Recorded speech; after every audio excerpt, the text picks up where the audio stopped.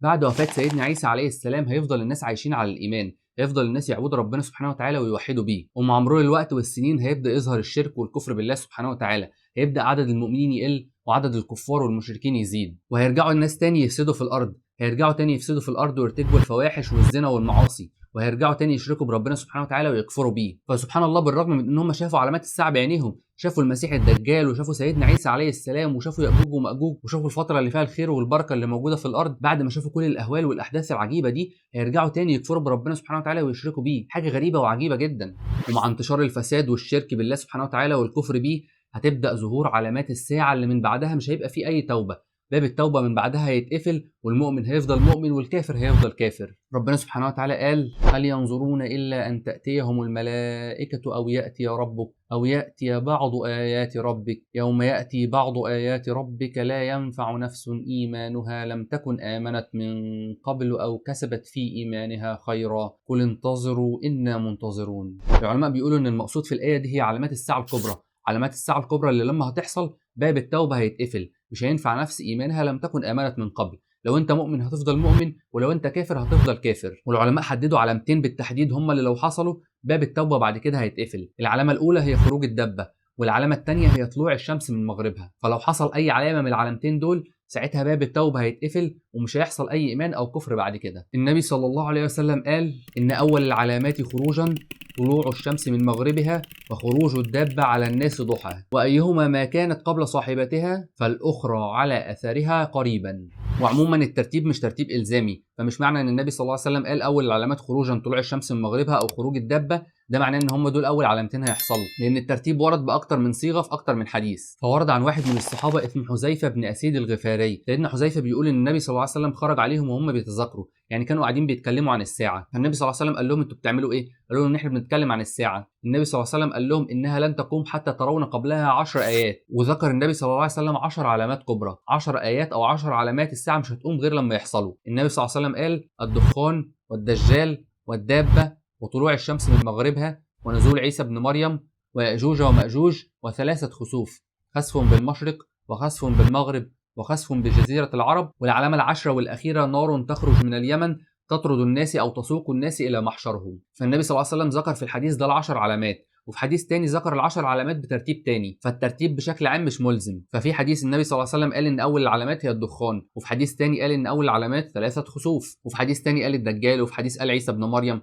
فالترتيب مش إلزامي. والدليل على كده إن في فترة الدجال أو في فترة سيدنا عيسى عليه السلام أو حتى فترة يأجوج ومأجوج هيبقى في مؤمنين وهيبقى في كفار، لأن في فترة الدجال مثلا لما الدجال هيخرج هيتبعوا اليهود وهيتبعوا الكفار. سيدنا عيسى لما هينزل هيموت كل اليهود او كل الكفار اللي موجودين على الارض. وكمان قلنا في علامه الدخان ان هي هتبقى على المسلمين زي الزكام، وهتبقى على الكفار عذاب مهلك جدا وهتاخد بانفاسهم. فارجح ترتيب لعلامات الساعه ان الدخان والدجال ونزول عيسى ابن مريم ويأجوج ومأجوج، الاربع علامات دول هيكونوا قبل طلوع الشمس من مغربها وقبل الدابه، لان في خلال الاربع علامات دول باب التوبه هيبقى مفتوح، هيبقى فيه مؤمنين وهيبقى فيه كفار. لكن بعد خروج الدابه او طلوع الشمس من مغربها باب التوبه هيتقفل ومش هيبقى في اي حد متاح ان هو يخرج من الكفر للايمان او من الايمان للكفر. فارجح ترتيب ان الدابه وطلوع الشمس من مغربها هيكونوا متاخرين مش هيكونوا متقدمين. والعلماء بيقولوا ان المقصود باول العلامات خروجا طلوع الشمس من مغربها وخروج الدابه هي اول العلامات الخارقه، اول العلامات الغريبه، او اول العلامات الكونيه. لان بالرغم من ان الدجال هيعمل حاجات خارقه، او ان نزول سيدنا عيسى عليه السلام حاجه غريبه جدا وعجيبه، او خروج ياجوج وماجوج برضه من الحاجات الغريبه والعجيبه، الا انهم كلهم من البشر. الدجال بشر، سيدنا عيسى عليه السلام من البشر، وياجوج وماجوج كمان من البشر زي ما اتكلمنا في حلقه ياجوج وماجوج. انما ان دابه تخرج من الارض وتتكلم مع الناس فدي حاجه غريبه وعجيبه جدا، او ان الشمس تطلع من المغرب بدل المشرق فدي برضه حاجه غريبه وعجيبه جدا، علامه كونيه غريبه جدا. فالعلماء بيقولوا ان المقصود في الحديث ده هي العلامات الغريبه، اول العلامات الغريبه الخارقه للعاده اللي هتحصل. وراوي الحديث سيدنا عبد الله بن عمرو بن العاص بيقول ان هو شايف ان اول العلامات هي طلوع الشمس من مغربها. والتابعي اللي روى الحديث عن سيدنا عبد الله بن عمرو كان اسمه ابو زرعه، وابو زرعه بيقول ان سيدنا عبد الله بن عمرو كان بيقرا الكتب، يعني قصده ان هو كان بيقرا التوراه والانجيل، يعني جايب المعلومه بتاعته دي من التوراه او من الانجيل. وبشكل عام يعني مفيش اي مشكله ان هو يكون بيقرا الكتب، لان النبي صلى الله عليه وسلم قال: وحدثوا عن بني اسرائيل ولا حرج. فمفيش اي مشكله ان احنا ننقل عن كتب بني اسرائيل طالما هناخد منها العبره والعظه، لكن مهم جدا ان النقل ده ما يكونش بيخالف القران او السنه. فيا ترى الدبه دي هتخرج امتى وفين، وهتعمل ايه لما هتخرج، وايه الاحداث اللي هتحصل في فتره خروجها؟ ده اللي ان شاء الله هنتكلم عليه في فيديو النهارده. السلام عليكم ورحمه الله وبركاته. اهلا وسهلا بيكم في قناه ابو العباس شو، القناه اللي دايما متعودين نقدم عليها قصص ومعلومات مشوقه وممتعه جدا، وفيديوهاتنا اللي دايما بتكون بتجمع بين المتعه والفايده. فان شاء الله فيديوهاتنا تعجبكم. فيديو جديد من سلسله احداث النهايه وعلامات الساعه، السلسله اللي بنتكلم فيها عن كل الاحداث والعلامات اللي هتحصل في اخر الزمان. السلسله هتظهر معاك في حرف الاي اللي موجود فوق، اتفرج عليها عشان تقدر تتابع وتكمل معانا الاحداث. فلو ده اول فيديو تشوفه ليا او لسه ما عملتش اشتراك للقناه، انزل بسرعه اعمل اشتراك وفعل الجرس عشان دايما يوصل لك كل جديد. تقدر كمان تتابعني على مواقع السوشيال ميديا اللي هتلاقي اللينكات بتاعتها في وصف الفيديو. وعشان ما اطولش عليك كتير، يلا جهز مشروبك وتعالى بسرعه عشان نبدا قصه النهارده. واكيد ما تنساش تدعي لاخواتنا في غزه بالنصر والتمكين.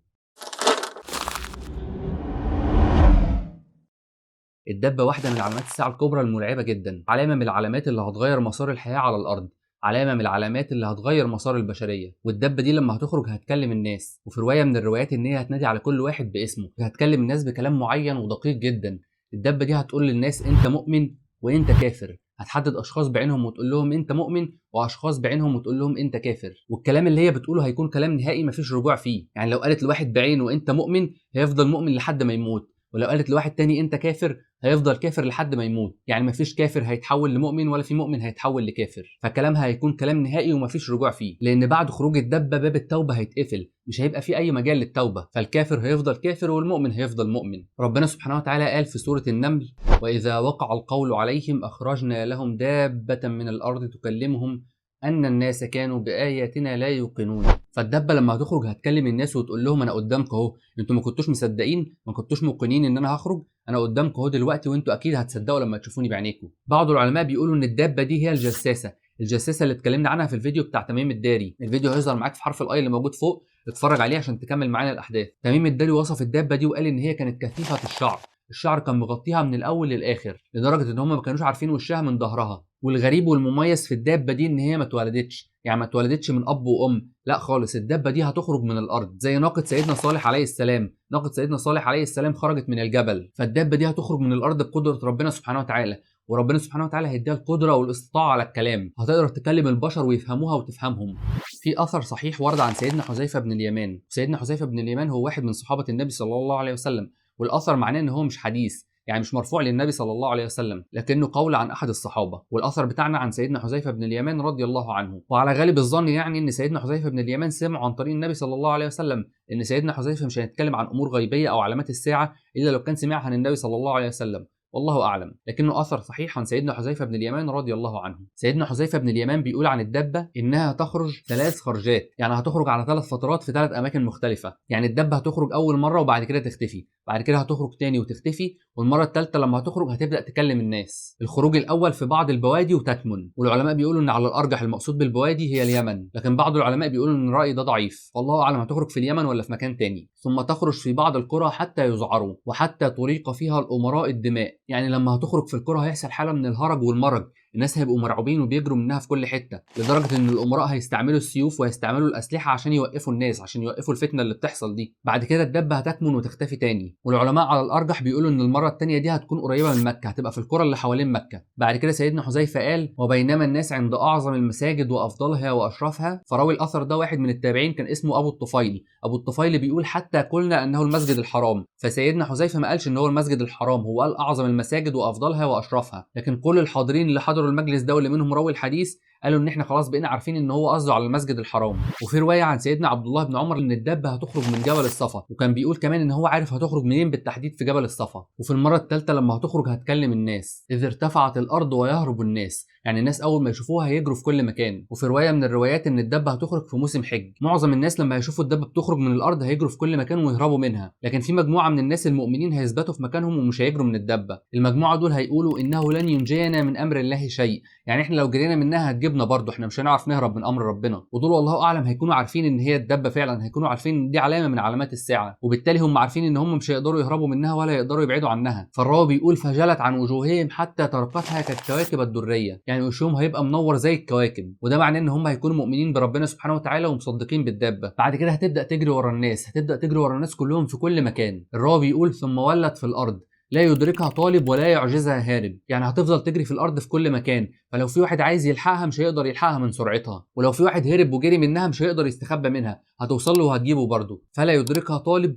ولا يعجزها هارب. لدرجه ان في واحد من الناس لما هيشوفها بتجري وراه هيقف يصلي او هيخش جوه المسجد ويقف يعمل نفسه بيصلي، وهو في الحقيقه ما كانش بيصلي اصلا قبل كده. فالدبه هتجري وراه وتخش وراه المسجد او المكان اللي هو بيصلي فيه، وهتنادي عليه باسمه، هتقول له: اي فلان، الان تصلي؟ انت بتصلي دلوقتي وانت اصلا ما كنتش بتصلي؟ خلاص وقت التوبه انتهى. فيلتفت اليها يعني هيلف وشه يبص عليها، فتسمه في وجهه يعني هتختم على وشه. فالدبه هتفضل تجري ورا الناس وتعلم الناس في وشهم، هتحط على المؤمن علامه ان هو مؤمن وتحط على الكافر علامه ان هو كافر، والناس هيبقوا شايفين العلامات دي وعارفين بعض، كل واحد هيبقى عارف ان اللي قدامه ده مؤمن او كافر، وهيعيشوا مع بعض في نفس البيوت وفي نفس الاحياء، وهيشاركوا بعض كمان في اشغالهم واعمالهم. هيبقى كل واحد مؤمن عايش في بيته وعارف ان جاره كافر. وفي روايه تانية عن النبي صلى الله عليه وسلم ان هو قال: فتخرج الدابه فتسم الناس على خراطيمهم، يعني هتختم او تعلم الناس على مناخيرهم. ثم يغمرون فيكم، يعني هيخشوا وسطكم، هيخشوا وسط الزحمه، الناس اللي اتختموا على مناخيرهم دول هيخشوا وسطكم ويعيشوا وسطكم. وفي روايه تانية يعمرون فيكم، يعني اعمارهم هتزيد وهيعيشوا وسطكم سنين طويله، حتى يشتري الرجل البعير فيقولوا: ممن اشتريت؟ انت اشتريت البعير ده من مين؟ فيرد الراجل ده عليهم ويقول لهم: من احد المخطمين، يعني واحد من الناس اللي اتختم على وشهم. فبعض العلماء بيقولوا ان الكلام ده معناه ان الدبه لما هتخرج في وقت من الاوقات هتختم على الناس اللي موجودين في الزمن ده بس، لكن ابنائهم واحفادهم وكل اللي هيجي من بعدهم مش هيبقوا مختومين. والدليل على كده ان الراجل ده هيروح يشتري ويقول ان انا اشتريت من واحد من المخطمين، يعني هو نفسه مش مخطم والناس اللي هم بيكلموا مش مخطمين برضه، مش متعلم على وشهم، والله اعلم. النبي صلى الله عليه وسلم قال: بادروا بالاعمال ستا، يعني الحقوا اجتهدوا واعبدوا ربنا سبحانه وتعالى قبل ما يحصل 6 حاجات، لان مع حصول ال6 علامات دول باب التوبه هيتقفل، لن تنفع نفس ايمانها لم تكن امنت من قبل. النبي صلى الله عليه وسلم قال: الدخان، الدجال، دابة الأرض، طلوع الشمس من مغربها، أمر العامة يعني يوم القيامة، أمر الساعة، وخويصة أحدكم. العلامة السادسة خويصة أحدكم يعني الموت اللي خاص بكل واحد فيكم. خويصة تصغير خاصة يعني موتة كل واحد فيكم. فالحق نفسك واجتهد في العبادة قبل ما واحدة من ال6 دول تحصل لك، لأن وقتها مفيش رجوع ومفيش توبة. لو أنت كنت مؤمن هتفضل مؤمن، ولو أنت كنت كافر هتفضل كافر. وفي حديث عن النبي صلى الله عليه وسلم قال: 3 إذا خرجنا لا ينفع نفس إيمانها لم تكن آمنت من قبل، يعني 3 حاجات لو حصلوا مش هينفع نفس إيمانها، خلاص باب التوبة هيتقفل. النبي صلى الله عليه وسلم قال: طلوع الشمس من مغربها، والدجال، ودابة الأرض. وبعد خروج الدبة على طول بيجي بعدها طلوع الشمس من مغربها، أو طلوع الشمس بيجي من مغربها وبعد كده بيجي بعدها الدبة، فالترتيب مش معروف، لكن طلوع الشمس وخروج الدبة الاتنين مرتبطين ببعض. النبي صلى الله عليه وسلم قال: لا تقوم الساعة حتى تطلع الشمس من مغربها، يعني في يوم من الايام الناس هيصحوا من النوم مش هيلاقوا شمس، الشمس مش هتطلع في ميعادها، الناس هيصلوا الفجر ويستنوا الشمس تشرق مش هتشرق، وهتفضل الدنيا ضلمه لحد ما الشمس تطلع من المغرب. ففي اليوم ده الشمس هتشرق من الغرب وتغرب من الشرق، حركه دوران الشمس هتنعكس، وهتفضل على الوضع ده 3 ايام. 3 ايام الشمس بتطلع من الغرب وتغرب من الشرق، وبعد ال3 ايام الشمس هترجع تاني لطبيعتها وتشرق من الشرق وتغرب من الغرب. وبعد خروج الدبه وطلوع الشمس من مغربها الناس هيعيشوا على كده فتره كبيره جدا، اجيال كتيره من البشر هيعيشوا على الوضع ده، المؤمن مؤمن والكافر كافر. هيعيش البشر على الوضع ده فتره كبيره من الزمن لحد ما ربنا سبحانه وتعالى هيأذن بقبض ارواح المؤمنين. ربنا سبحانه وتعالى هيرسل ريح طيبة هتاخد بكل أنفاس المؤمنين، مش هيفضل على الأرض غير الكفار والمشركين بالله. النبي صلى الله عليه وسلم قال: إن الله يبعث ريحا من اليمن ألين من الحرير، يعني ريح لينة وطيبة وناعمة وجميلة. الريح دي هتنتشر في الأرض وهتدخل على الناس في كل البيوت وكل المساكن، مش هتسيب أي حد موجود على الأرض إلا وهتوصل له. النبي صلى الله عليه وسلم قال عنها: فلا تدع أحد في قلبه مثقال ذرة من إيمان إلا قبضته، يعني الريح الطيبة دي مش هتسيب أي حد على الأرض حتى لو في قلبه مثقال ذرة من إيمان، مجرد ذرة من الإيمان هتاخد روحه وهتقبض روحه، ومش هيبقى فاضل على الأرض غير الكفار.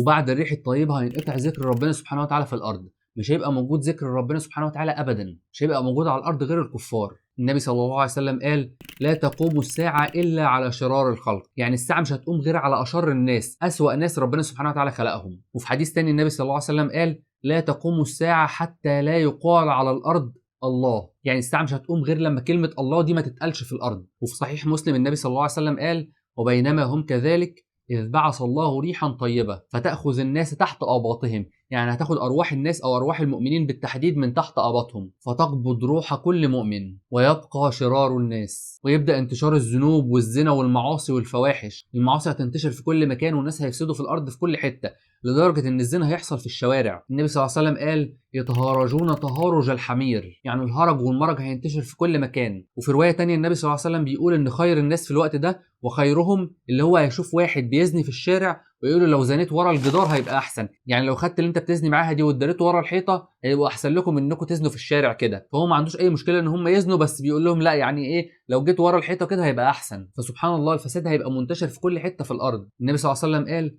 يذهب الصالحون الاول فالاول، يعني الصالحين هيبداوا يموتوا واحد ورا التاني، وتبقى حثاله كحثاله الشعير او التمر لا يباليهم الله بالا ويندثر الإسلام، يعني الإسلام هينتهي. النبي صلى الله عليه وسلم في حديث تاني قال حتى لا يدرى ما صيام ولا صلاة ولا نسك ولا صدقة، ولا يسري على كتاب الله ليلة فلا يبقى في الأرض منه آية، يعني القرآن الكريم هيختفي من على وجه الأرض، مش هيبقى فاضل على الأرض حتى ولو آية واحدة. وتبقى طوائف من الناس، الشيخ الكبير والراجل العجوز هيقولوا إن إحنا أدركنا آبائنا وأجدادنا كانوا بيقولوا لا إله إلا الله، لكن احنا مش عارفين الكلام ده معناه ايه اصلا، ما نعرفش يعني ايه لا اله الا الله. فالنبي صلى الله عليه وسلم قال ان على هؤلاء الناس تقوم الساعه. النبي صلى الله عليه وسلم قال فيبقى شرار الناس في خفه الطير واحلام السباع، يعني حتى عقولهم دي على قدهم، عقولهم على قدهم، ما بيفهموش حاجه ولا عندهم عقل اصلا. لا يعرفون معروفا ولا ينكرون منكرا، فيتمثل لهم الشيطان فيقول الا تستجيبون، فيقولون ما تأمرنا، تأمرنا بايه؟ فيأمرهم بعباده الاوثان. ورد عن أم المؤمنين السيدة عائشة رضي الله عنها إن هي سمعت النبي صلى الله عليه وسلم بيقول لا يذهب الليل والنهار حتى تعبد اللات والعزى، فالشيطان هيرجع تاني عبادة الأصنام، هيرجع تاني عبادة اللات والعزى، وحتى تعبد ذو الخلصة. وذو الخلصة دي كانت الصنم اللي موجود عند قبيلة دوس أيام النبي صلى الله عليه وسلم. فستنا عائشة استغربت جدا وسألت النبي صلى الله عليه وسلم وقالت له إزاي هيحصل الكلام ده؟ أنا كنت فاكرة إن لما ربنا سبحانه وتعالى قال هو الذي أرسل رسوله بالهدى ودين الحق ليظهره على الدين كله ولو كره المشركون، ستنا عائشة بتقول أنا كنت فاكرة إن كده خلاص، إن كده مش هيبقى في أي عبادة للأوثان تاني، وإن الإسلام هينتشر وهيعم الدنيا ومش هيبقى في أي شرك بالله سبحانه وتعالى تاني، خلاص كده. النبي صلى الله عليه وسلم رد عليها وقال لها إنه سيكون ما شاء الله من ذلك أن يكون، يعني فعلا الكلام ده هيحصل والإسلام هينتشر في الأرض كلها لحد ما ربنا سبحانه وتعالى يشاء ان الاسلام ينتهي ويختفي عن وجه الارض، وترجع تاني عباده الاصنام والاوثان، ويرجع تاني عباده اللات والعزى.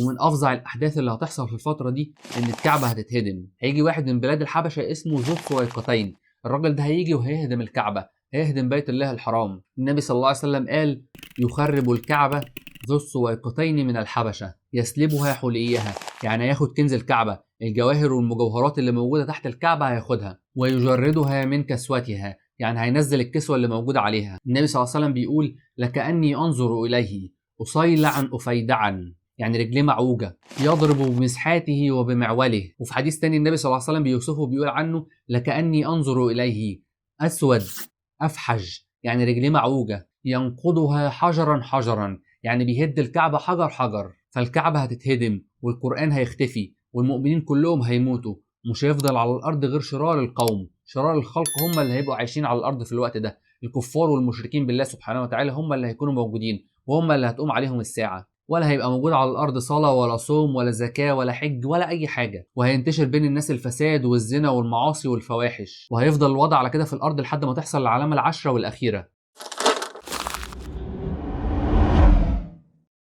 النبي صلى الله عليه وسلم قال ستخرج نارا من حضرموت قبل القيامة تحشر الناس. وفي رواية تانية من عدن. الصحابة سألوا النبي صلى الله عليه وسلم فما تأمرنا؟ النبي صلى الله عليه وسلم قال لهم عليكم بالشام، لأن أرض الشام هي أرض المحشر، والنار دي هتسوق الناس كلهم لحد ما توديهم عند أرض الشام. وطبعا زي ما قلنا إن الصحابة أصلا مش هيكونوا حاضرين موقف زي ده، لأن المؤمنين في الوقت ده هيكونوا كلهم ماتوا، ومش هيفضل على الأرض في الوقت ده غير شرار الخلق، مش هيفضل على الارض غير الكفار والمشركين، وهم اللي النار هتسوقهم وتوديهم ناحيه ارض المحشر. فالنار هتخرج من اليمن من عدن او من حضرموت وتبدا تنتشر في الارض كلها، هتبدا تسوق الناس وتوجههم ناحيه ارض المحشر، تبدا توجههم ناحيه ارض الشام. النبي صلى الله عليه وسلم وصف النار دي وقال عنها تقيل معهم حيث قالوا، يعني لو جه وقت القيلوله وقت الظهر كده وقت الحر الناس مش قادرين يمشوا فهيناموا ويقيلوا شويه، النار هتقعد معاهم وتستناهم، وتمسي معهم حين يمسوا وتصبح معهم حين يصبحوا، يعني وقت ما يناموا هتنام معاهم ووقت ما يصحوا هتصحى معاهم. فسبحان الله هتفضل سايقاهم ويفضلوا ماشيين، ولما يجي عليهم وقت يبقوا تعبانين وعايزين يناموا هتبات معاهم وهتنام معاهم، ولما يبقوا قادرين ويقدروا يمشوا هتمشي معاهم. النبي صلى الله عليه وسلم بيقول ان هم في الوقت ده هيتركوا المدينه،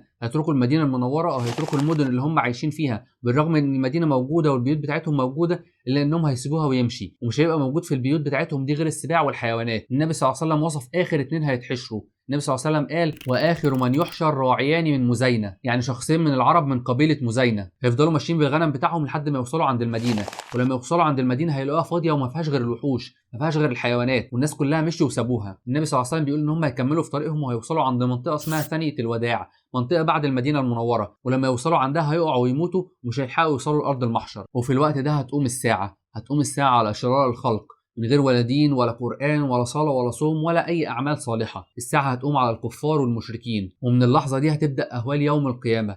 نسأل الله العفو والعافية.